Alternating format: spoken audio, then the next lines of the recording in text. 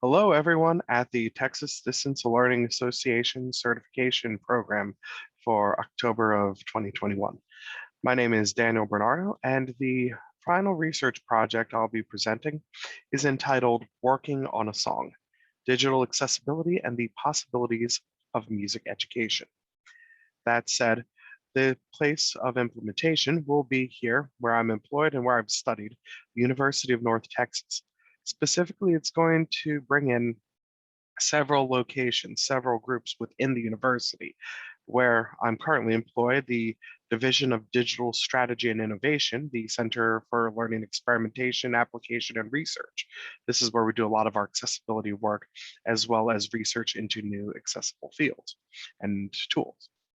That said, we're also going to be trying to team up with the University of North Texas College of Music, a world-renowned organization, one of the finest for music education, for music composition, performance, jazz. It's got quite a number of recognized globally powers here, and that's part of what attracted me in the first place. But most importantly, that for the purposes of this, there is the Texas Center for Performing Arts Health, also at the College of Music. And it's something I've only dabbled in a bit during my studies, but the understanding of occupational health for those who will make a profession out of performing in the arts, music, etc. That said, this project is sort of working from the opposite direction. It will be dealing with accessibility in learning music online, especially because the College of Music will be giving and expanding to more online courses, offering more online courses. That said, I'm the only one working on the project of all of my classmates and peers here, but I have been reaching out to others within the organizations I just mentioned to get a good starting point on research and people to talk to. And as I mentioned before, I'll get into the real detail of things in the final project and the presentation of that. But this project deals with the conundrums of teaching and learning music from a digital format in an accessible manner. It's something that I had thought of because I've known personally in my 8 years of studying music in the collegiate academic level. I've met musicians who are blind. I've met musicologists who are deaf. And these limitations do not stop them from pursuing their passion.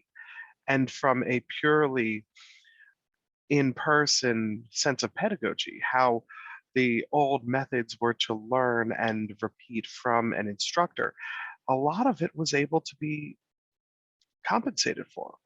There were fewer barriers than you'd think in the instruction of it. You have a score for someone to read and develop and practice upon to build their music. And if they are able to understand that language written in the score, it doesn't necessarily matter if your hearing is impaired. As a composer, as a music theorist, I can look at sheet music and tell what it is going to sound like simply through understanding the notation. And then from another similar view, if you cannot see sheet music, you can, but can still pick up pitch, can still hear. So many musicians who are blind are able to still perform. You could think of some just off the top of your heads of examples of either of these cases in just the popular sense of history. Beethoven, one of the greatest composers, did most of his finest works after he became profoundly deaf, almost completely deaf.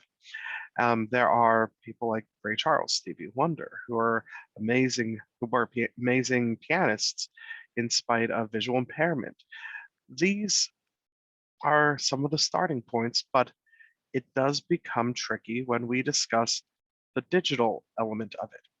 We have already seen a few courses being proposed and how they'll be implemented here at the University of North Texas for our online offerings.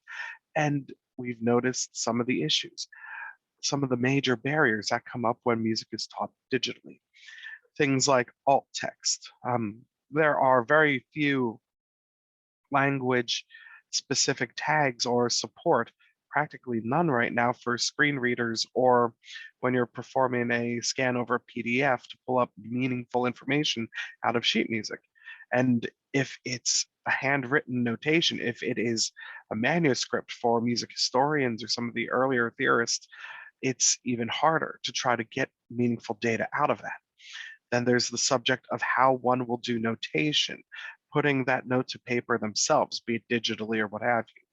And of course, there's several obstacles from the performing aspect, and most profoundly, the issue of listening analysis or hearing. I'm going to be discussing ways that I hope to offer and suggest and develop that these organizations can then take in and implement in their online courses, in the online music. There are many possibilities currently out there, a lot of emerging technology, a lot of new considerations. Three-dimensional printed scores, for one. There is Braille sheet music, which our library just recently got the means to start printing in that. Then there's also other experiments that we can work into. One of my theories is bone conduction headphones if listening is important. Another thing, though, again, these are big things to implement. I'm trying to find the things that may already be available to the music student, to those in music academia, how certain notation can be written in text, how intervals can be written in text that will be more accessible to screen readers than purely the unique language of musical notation. These are all going to come together into a PowerPoint presentation that I would use as part of this pitch description meeting for the different organizations, as well as an accompanying video for distribution if we need beyond that. But the big point beyond this whole pitch meeting, this whole lecture demonstration that I would like to host for the organizations is that the information I've been collecting and developing will eventually become part of an online subject-specific resource page. That's something we've been doing here at Clear, a project we want to embark on in more detail, but for the various fields in STEM, STEAM, however you wish to say, but to have content-specific resources. We've already started exploring some of those with Equatio and things like that for math and the more, hard science courses and subject matter. But I feel like this could be a great starting point just within music, but also getting into the arts, how to make learning of all arts accessible. Music just happens to be my passion and my favorite idea for a starting point. That said, can the final point of the outline says, can the people in this course share and use your project? Admittedly, I have to first determine from the legalese of it with the university what would come of all of that. At the moment, I'm not at liberty to make a decision one way or the other, but when the information is compiled, it will be put onto a public-facing website page through our department, Clear, and I can certainly message out and try to get that out to other people as well. That said, I look forward to any of your feedback, your advice, your tips. It's been a rather unique and challenging, wonderfully challenging project I'm engaged in. I kind of like picking the hard fights.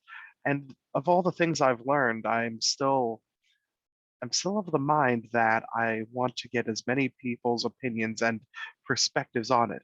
The more perspective one has, especially in such an undertaking, the more you'll find new doors opening, the new possibilities coming, the solutions that we can then develop and build upon and try to make something that seems impossible possible. That's part of what I love what I do here. Thank you very much for listening to me ramble on, and I look forward to your comments.